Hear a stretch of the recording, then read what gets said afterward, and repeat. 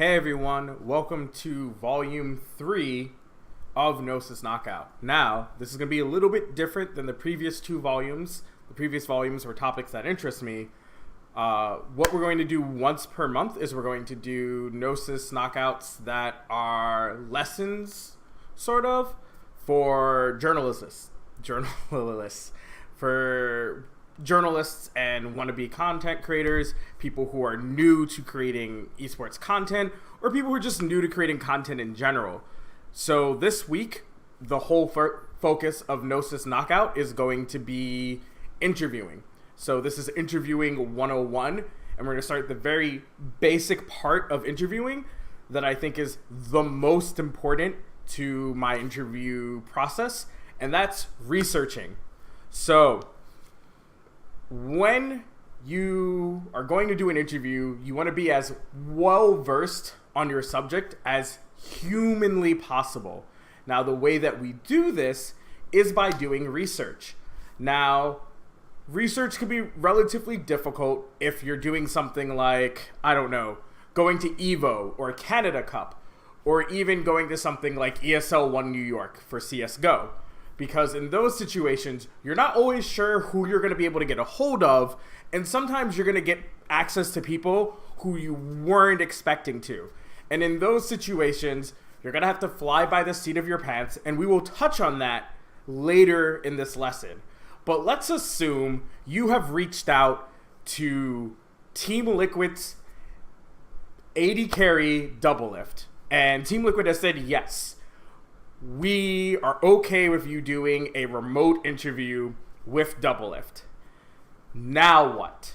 Well, luckily, when it comes to League of Legends, there are a plethora of really good wikis out there to help you do your research. So there are a couple of things that you're going to need to basically be ready to do.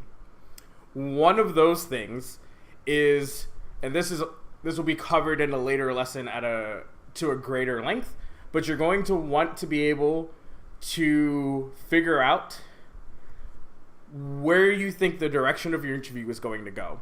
Are you doing a deep dive on double lift, touching on his roots as a player, so spanning all the way back to like season 1 to now? Are you going to do a focused interview where you're just going to talk about, world preparation? Are you going to do sort of a retrospective of season 8? And you're going to talk about everything from preseason to now. Once you figure that out, there's a couple of steps that you're going to want to do after that. Step number 1, stats. This is the easiest thing that you can find, thanks to Gamepedia and Leaguepedia and a ton of resources out there. You will be able to get all of Double Lift's stats. Stats aren't always super useful in the interview themselves. So you're not going to talk to Double Lift and be like, this season you had a 32 KDA. What allows you to be able to be that aggressive of a player and still not die a lot? Like, that's not useful. A lot of times players don't even know their own stats. Sometimes you bring up stats figures to players and they're just like... So you're not using stats to use for questions. You're using stats to inform your narrative. For example, if Double Lift has the second most kills but the first most deaths, that's something to talk about. You can ask him, about his high risk, high reward playstyle, and that's informed by the stats. You can also talk to him, let's say that he places the most wards out of 80 carries. You can ask if that's just a fundamental part of his playstyle, or you can talk to him, is that endemic of Team Liquid? Has he always been the most warding player? Like, knowing a player's stats helps informs you for the type of questions that you may or may not want to ask. Now, here is something that I don't see a lot of people do when I watch other interviewers' content. So I'm going to tell you now my biggest pet peeve. For the love of God, do not ask Double Lift why X champion is his favorite champion. Don't ask him unless there was a weird pick, like let's say first week of Worlds he's playing Sivir. Don't ask him why he played Kai'Sa in a match. Or Jinx. Or Xayah. Those are all champions that we've seen in the meta. We know why he played them. High damage, safe, scales extremely well, fits into the team comp. There is no reason to ever ask a player why they picked a champion. You know why. The audience knows why. Everyone knows why. The only time those questions are a great idea is if they've picked something that goes so far against the meta. So, like I said, pulls out Sivir, since Sivir hasn't really been seen in the meta lately. Pulls out Tristan. I guess Tristan has been seen kind of. Pulls out a Quinn before Quinn kind of like flew into the meta. Like, those are the times that you ask questions around champion picks. You never should ask a question about champion picks otherwise. There's just no reason to. It's a throwaway question. And why am I bringing this up? Because your next job as an interviewer is to watch, listen, and read other interviews that player has done. Why is this important? One, we don't want to trip over our own feet, right? We don't want to trip over other people. A lot of times you're going to think of a question and that question's been asked before. That just happens. You know, we all think that we're original beings and that we're infinitely creative, but sometimes someone else thought of it first. So for the first thing, you just don't want to be the 30th person to ask Doublelift about his time living with Travis, right? Unless you're doing like a really introspective deep dive where you're looking at every single question that's ever been asked about his time period with Travis and you're looking for an angle that hasn't really been discussed before, you really want to avoid those type of questions, the questions that have been asked before. And I will be honest, when you're interviewing someone popular like a Doublelift, like a Faker, you're probably going to have a lot of interview footage to get through. However, there are a few things that you will garner from watching, listening, and reading a ton of interviews, and it goes beyond not just knowing other people's questions. You're going to get a feel for the type of questions that your interview subject really likes to go off on, and the ones that he's going to be very quiet about, or she. So when you do this type of research, start to pay attention to things like tone, how in-depth of an answer the player gives, what really got them going, like what made their face light up, what made them light up, what made them laugh, what made them get serious. You want to know what those triggers are so that you can use them to your own benefit during the interview. You want to be, even if you think a question that you have is one of those questions that's going to get a weak response from your player, you want to use that to then build upon another question that you know is really going to light up. So knowing your subject's sort of yucks and yums, you know, things that they dislike and things that they really like, will make your interview more organic, and it's going to allow your interviewee to feel like you actually know them and that you're having a conversation with them. Because if you know how someone likes to talk and you know how somebody receives and likes to give out information, you're going to have a much more organic and natural interview. I cannot overstate to you how important it is to watch, read, and listen to every interview that you can find that your subject has done. It also allows you to have great pre-interview and post-interview conversations. You can, make a joke out of something that another person has already talked to him about. Or you can kind of, if he's got like a revenge story going recently where he's beaten someone who's beaten him before, you now have the opportunity to sort of talk about that.